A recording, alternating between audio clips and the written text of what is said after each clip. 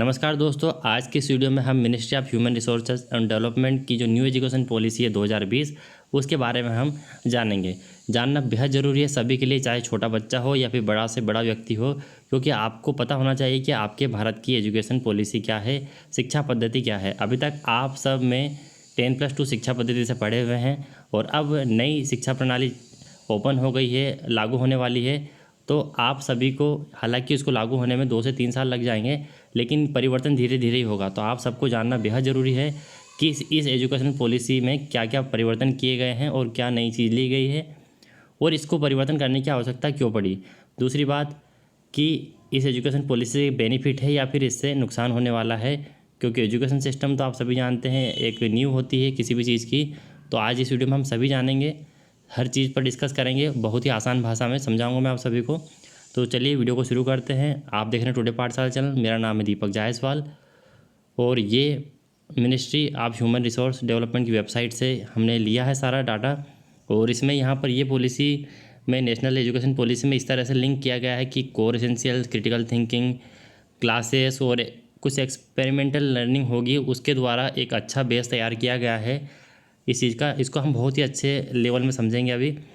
तो इसको आवश्यकता क्यों पड़ी, यानी कि कहीं ना कहीं से कंसल्टेशन तो लिया ही होगा इन चीज़ों का कि क्या ऐसा हमें करना चाहिए। तो ये चीज़ें बहुत दिनों से चल रही है कि हमें शिक्षा पद्धति में बदलाव करना चाहिए विभिन्न देशों की शिक्षा पद्धति को देखते हुए। तो यहाँ पर आप देख पा रहे हैं कि ग्राम पंचायत जो है 2.5 लाख के समथिंग जो है ग्राम पंचायत से कंसल्टेंट ली गई है, वहाँ पर मीटिंग हुई। उसके बाद ब्लॉक लेवल पर 6,600 मीटिंग हुई है, डिस्ट्रिक्ट लेवल पर 676 यानी 676 मीटिंग हुई है, और इस तरह से राज्य लेवल पर, यूनियन टेरिटरी लेवल पर 100 मीटिंग्स से ज़्यादा हुई है। इस तरह से इतने सारे कंसल्टेशन के बाद फाइनलाइज़ किया गया कि हाँ, हमें शिक्षा पद्धति में बदलाव करने की आवश्यकता है। क्या बदलाव हुए हैं ये हम समझेंगे बहुत ही आसान शब्दों में। यहाँ आप देख पा रहे होंगे कि इसके पहले हमारी जो शिक्षा पद्धति थी वो कब कब बदली गई थी और कब कब लागू हुई थी और कितने परिवर्तन हुए। तो कोई ज़्यादा परिवर्तन नहीं हुए हैं। फर्स्ट एजुकेशन पॉलिसी आपकी 1968 में आई थी, जैसा आप यहाँ पर देख पा रहे हैं। और उसके बाद में सेकंड एजुकेशन पॉलिसी आपकी जो है ईयर 1986 में आई थी।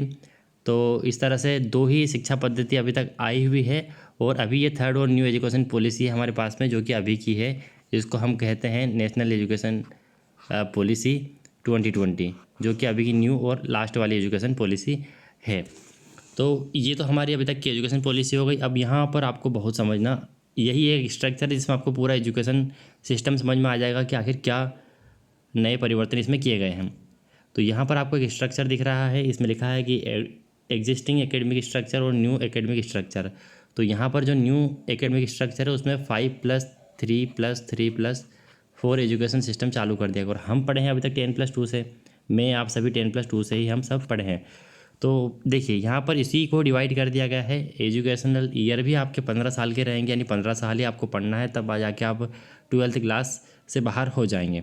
तो ऐसा नहीं है कि यहाँ पर आपको 3, 2, 5 ऐसे जोड़ेंगे तो यहाँ तो 12 हो रहा है और यहाँ पर 15 हो रहा है, तो इससे आपको घबराना नहीं है। पहले की एजुकेशन सिस्टम प्रणाली क्या होती थी, जब आप 6 क्लास में आते थे तब आप फर्स्ट क्लास में आते थे, ग्रेड फर्स्ट हम उसको बोलते हैं। और उसके पहले इस वाले लेवल में हम जब 4 साल या 5 साल के हो जाते तब हम प्री स्कूल यानी कि आपकी नर्सरी वगैरह में होते थे। नर्सरी भी अभी अभी चालू हुए, हमारे टाइम पर तो नर्सरी भी नहीं थे। तो यहाँ पर आपका जब आप 6 साल के हो जाते तब आप 6ठी क्लास से लेकर, यानी 6th क्लास से लेकर आप 10th तक मल्टी टाइप के आप सब्जेक्ट्स पढ़ते हैं, उनका अध्ययन करते हैं। उसके बाद में यहाँ पर जो आप 16 साल की उम्र के आप हो जाते हैं तो लास्ट के 2 ईयर में आपको सब्जेक्ट चुनना होता है आपकी चॉइस के अनुसार, और फिर उस हिसाब से आप 11th-12th करते। ये था अभी तक का हमारा पुराना एग्जिस्टिंग एकेडमिक स्ट्रक्चर। नए में इन्होंने क्या परिवर्तन किया है कि जब आपकी उम्र 3 वर्ष की हो जाती है, अभी तक तो हम 4-5 साल के बच्चों को एडमिशन करवाते थे, अब आंगनवाड़ी में 3 साल तक के बच्चे जो है 3 साल की उम्र होने के बाद 3 से 6 वर्ष की उम्र तक के जो बच्चे रहेंगे वो आंगनवाड़ी और प्री स्कूल में रहेंगे। ठीक है, ये फंडामेंटल स्ट्रक्चर है। इसमें कोई इनको पढ़ाया लिखाया नहीं जाएगा, इनकी सारी एक्टिविटी होगी लर्निंग संबंधित। प्ले एक्टिविटी होती है प्री स्कूल में कि उनको खेल वगैरह करवाए जाते हैं, उनके द्वारा उनकी लर्निंग दी जाती है। वैसे आंगनवाड़ी में, और इनको थोड़ा इम्प्रूवमेंट किया जाएगा, आंगनवाड़ी में थोड़ा सा इन्हेंस किया जाएगा, बढ़ाया जाएगा उनको। और जब वो 6 यानी कि 3 साल आंगनवाड़ी प्री स्कूल में बिता लिए और उसी प्री स्कूल में क्लास फर्स्ट और सेकंड उनको करना है, यानी 6 से 8 वर्ष की उम्र तक और वो भी सब एक्टिविटी बेस्ड लर्निंग रहेगी। और एक्टिविटी बेस्ड लर्निंग कैसी होती है, जैसे कि जो चाइल्डहुड में आपकी एक्टिविटी बेस्ड लर्निंग रहेगी वो इस तरह की रहेगी कि आपकी क्यूरोसिटी डेवलपमेंट होगी, उसमें जिज्ञासा, प्रॉब्लम सॉल्विंग थिंकिंग, ये सब गेम के द्वारा और प्ले स्कूल में आपको अलग अलग विभिन्न प्रकार की एक्टिविटी करवाई जाएगी, उसी में ये सब चीज़ें हो जाएंगी। म्यूजिक है, आपका प्रकृति के साथ कैसा संबंध है, कैसे संबंध स्थापित करना है, तालमेल है, टीम वर्क कैसे करना है ना, कोई किसी चीज़ को खोजना कैसे है ना, ये सब प्ले बेस्ड डिस्कवरी है। आपका बिहेवियर कैसा है, इमोशनल डेवलपमेंट, सेल्फ आइडेंटिटी, खुद की पहचान, कलर, नंबर, शेप्स, इन सब चीज़ों से ये प्ले एक्टिविटी के द्वारा आपकी 8 वर्ष की उम्र तक ये सब चीज़ें आपको सिखाई जाएगी। यानी कि 8 वर्ष की उम्र तक को आपको कोई एग्ज़ाम देना ही नहीं है। ठीक है, इतना मेरे हिसाब से आप सभी को ये क्लियर हो गया होगा। तो यहाँ आप देखिए, मैं थोड़ा सा फिर आपको समझाता हूँ कि कुल मिलाकर आप समझ पाएंगे कि आपका जो 6 से 8 वर्ष की उम्र तक है, इसमें क्लास आपकी फर्स्ट और सेकंड हो जाएगी, इसमें कोई एग्ज़ाम नहीं होगी। यानी कि 8 वर्ष तक आपको कोई एग्ज़ाम देना ही नहीं है।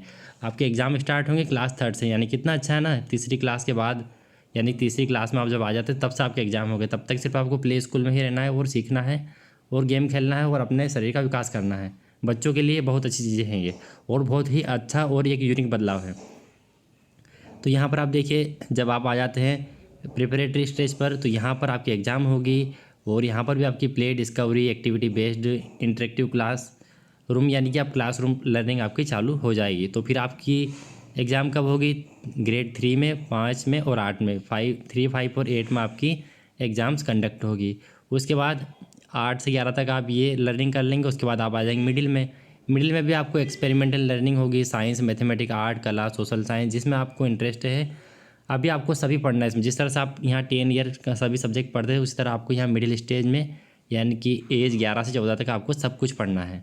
ठीक है, यानी 8th क्लास तक आपको सब कुछ पढ़ना है मिडिल स्ट्रीम में, और वो भी बड़े से अच्छे एक्सपेरिमेंटल लर्निंग के साथ में। तो हर चीज़ में एक्सपेरिमेंटल चीज़ें जोड़ी गई यहाँ पर। और अब तक हम क्या करते हैं, जब ये सेकंड 2 ईयर हमारे पास पिछले साल में बचते, जब हम हमारा सब्जेक्ट चयन करते हैं 11th क्लास में। और अब ऐसा रहेगा कि जब आपका जब 4th ईयर रहेगा, इसको सेकेंडरी स्टेज कहा गया है। और क्लास 9th से 12th तक आपकी एज 14 से लेकर 18 तक आपका सेकेंडरी स्टेज रहेगा। तो इसमें आपको कई तरह के सब्जेक्ट स्टडी करना है, आपकी सोच को बढ़ाया जाएगा, इस तरह से पर काम किया जाएगा, इसमें लचीलापन रहेगा और स्टूडेंट की चॉइस के हिसाब से सब्जेक्ट रहेगा। अभी तक क्या होता है कि आपको आर्ट लेना, तो आर्ट में एक फिक्स सब्जेक्ट का एक कोर्स है, बंच है कि इनमें से आपको सेलेक्ट करना है। फिजिक्स, मान लो मैथमेटिक्स लिया तो आपको फिजिक्स, केमिस्ट्री, मैथमेटिक्स पढ़ना ही पढ़ना है। लेकिन अब ऐसा नहीं है, आप 9th क्लास में आ जाएंगे तो आपको भूगोल है, भूगोल के साथ आपको फिजिक्स लेना है, आपको केमिस्ट्री पढ़ना है, जिसमें आपका इंटरेस्ट है वो सब्जेक्ट आप चयन करेंगे और वही आप पढ़ेंगे। तो कितनी बेहतर शिक्षा प्रणाली होगी, जिसका जो इंटरेस्ट रहेगा वही उसके हिसाब से पढ़ाई करेगा। तो यहाँ पर ये 5, 3, 3 और 4, तो इस तरह से ये 5, 3, 3+4 शिक्षा प्रणाली लागू होगी। आई होप ये चीज़ें आपको समझ में आ गई होगी। आगे और भी आपको बहुत कुछ इसमें दिखाना है इसमें। और इन्होंने ये बात यहाँ पर कही गई है, मेंशन की गई है कि आपकी जो एग्जामिनेशन होगी सिर्फ वो 3rd, 5th और 8th, यानी कि तीसरी, 5वीं और 8वीं क्लास जिसको आप बोलते हैं, उसी में कंडक्ट होगी। और आपकी जो ग्रेड 10, 12 यानी कि आपकी जो बोर्ड की एग्ज़ाम है वो ऐसे ही कंटिन्यू रहेगी। ठीक है, ये यहाँ पर इन्होंने क्लियर कर दिया। अब यहाँ पर इंपॉर्टेंट पॉइंट क्या है आपको जानने के लिए, कि यहाँ पर मदर टंग, लोकल और regional language medium of instruction till grade, यानी कि 5th क्लास तक आप अपने लोकल लैंग्वेज में, अपनी मदर टंग में ही चीज़ों को सीखेंगे। आप पर कोई भी भाषा थोपी नहीं जाएगी, लादी नहीं जाएगी कि आपको इसी भाषा में पढ़ना है, ऐसा कोई फिक्स नहीं है। और यहाँ पर 10 डे बैगलेस पीरियड है, यानी कि आपको 10 दिन बैग नहीं ले जाना है क्लास 6 से 8 तक। कितना अच्छा है कि आपके पास बैग ही नहीं है और आपको बैग ही नहीं ले जाना। और छोटे बच्चों को हम आज देखते हैं कि उनके पास बड़े बड़े बैग होते हैं स्कूलों पर, हम सोचते हैं कि इनसे बड़ा तो उनका बैग है, तो उनकी झंझट ही ख़त्म कर दिए बैग के, किताबों के। 6, आप 8 साल की उम्र तक हो जाएंगे तब तक आपको किसी प्रकार की एग्ज़ाम देना ही नहीं है। आपको गेम खेलना है, डिस्कवर करना है, प्री स्कूल में जाना है और पढ़ाई करना है बढ़िया तरीके से। और यहाँ पर आपका कुछ लोकल, यानी कि जो लोकल एरिया के व्यवसाय करने वाले लोग हैं वो आपकी क्लासेस लेंगे बीच बीच में, जैसे कि कारपेंटर है, गार्डनर से, आर्टिस्ट, ये आकर आपकी क्लासेस लेंगे। यहाँ पर 3 year from age 3 to 6 multi level play activity in anganwadi, वही मैंने जो भी बताया वही इसमें बात की गई है कि 3 से 6 वर्ष तक की उम्र में आपकी मल्टी लेवल एक्टिविटी होगी आंगनवाड़ी में, और क्लास फर्स्ट और सेकंड भी आपकी वहीं हो जाएगी, लेकिन कोई एग्ज़ाम इसमें नहीं होगा। ठीक है, यही इसमें बताया है। और आगे हम देखते हैं कि और आपके लिए जानने योग्य यहाँ पर क्या है। हाँ, तो इतना ही आपको बताना था इसमें। तो ये बहुत ही एक अच्छा इनिशिएटिव है कि नेशनल एजुकेशन जो पॉलिसी है हमारी, इसमें इन्होंने इतना परिवर्तन किया है। और आप सभी को आई होप ये समझ आ गई होगी कि किस तरह से ये एजुकेशन सिस्टम अब काम करेगा और किस तरह से बच्चे अपनी चॉइस के हिसाब से 9th क्लास से सब्जेक्ट चयन कर पाएंगे। और जो कोर्सेज बनेंगे उनके हिसाब से नहीं, उनको जो सब्जेक्ट चाहिए, उनको मैथ्स के साथ आर्ट पढ़ना है तो पढ़ेंगे, उनको बायो पढ़ना है आर्ट के साथ तो पढ़ेंगे। उनका जो सब्जेक्ट है उनके अनुसार चयन करके उसकी स्टडी करेंगे, लाइक यूएसए वगैरह में जो एजुकेशन सिस्टम है। साथ में वो फ्रांस, इंडोनेशियन लैंग्वेज, जो भी लैंग्वेज उनको सीखना है वो भी इसमें ऐड कर पाएंगे यदि उनका इंटरेस्ट है तो। आई होप दोस्तों वीडियो आपको काफ़ी पसंद आया होगा। वीडियो पसंद आया तो लाइक ज़रूर कीजिएगा और इसको अधिक से अधिक अपने दोस्तों में शेयर ज़रूर कीजिएगा, ताकि हर किसी को जो भारतीय नागरिक है उसको पता चले कि नया एकेडमिक स्ट्रक्चर क्या है और न्यू एजुकेशनल पॉलिसी क्या है।